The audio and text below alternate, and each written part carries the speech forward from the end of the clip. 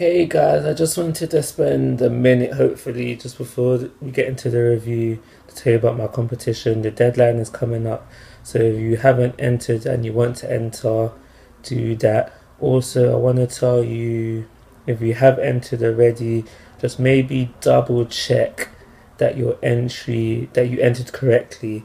If I have told you that your entry is through, then that's fine, you don't need to check nothing, but maybe just double check that you followed the instructions just to save yourself some disappointment. Full details will be in the suggested video, which should be appearing now. And let's just get into the reviews now. Hey guys, how you doing? This is Mango etc, and I'm here today to bring you the review for Divine Gate episode number 8. Now, if my understanding is correct, in simple terms, Loki is the criminal mastermind. He's the puppeteer. He's the one controlling the strings of everything that is going on within the story. So he's controlling the geniuses of the divine. He's controlling the world council as well. He's got his hands in everybody's pockets, and like I'm saying, he's pulling the strings.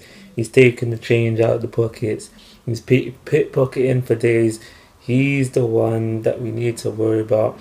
And it seems that I was wrong. Arthur is not shady at all. He's actually one of the good guys, a hero, trying to save this world. But at the end of the day, things didn't go directly to his plan, or did it? And then he just got captured. Now, before I start talking about some of the other stuff that happened in the episode, just want to mention something quickly, that we see Arthur. There's a bit with Arthur and Loki, and it's just there to tell us that Loki is still there a little bit. He's not completely taken over.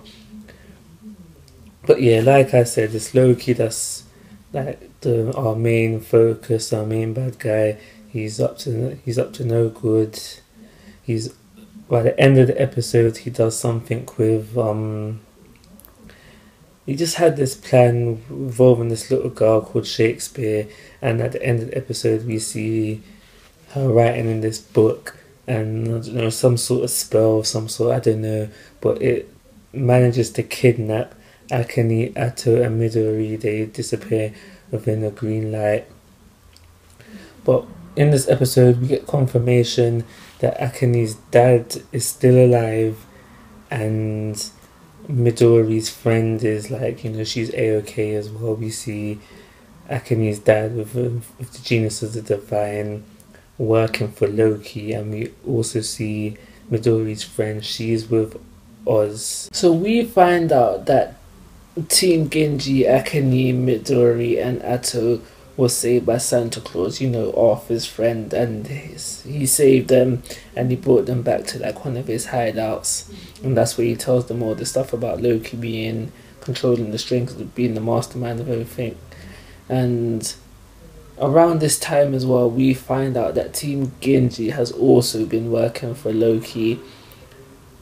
Team Genji decides they want to go back to the World Council, but they was actually gone back to report to Loki, tell them where the base is.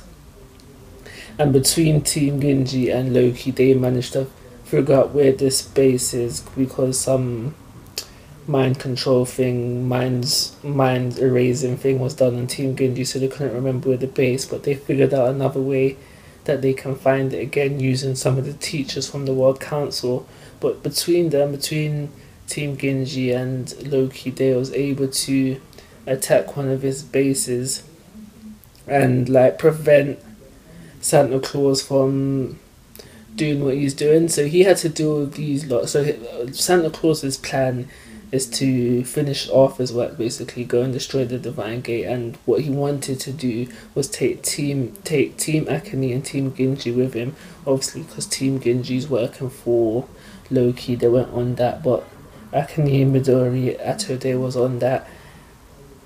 And so yeah, Team Genji tried to stop them, and they managed to prevent Santa Claus from leaving right away. I don't know where he is at the end of the chapter, episode, sorry. And as I said prior, we see Akane, Atto and Midori disappear into the screen light, so we don't know where they've gone either. We skipped over how Akane Atto and Midori got away from Loki, because they was literally face to face with Loki and Arthur, and they just seemed to just magically be back in human world with Santa Claus. So they skipped over that, and this is just a bit like, huh?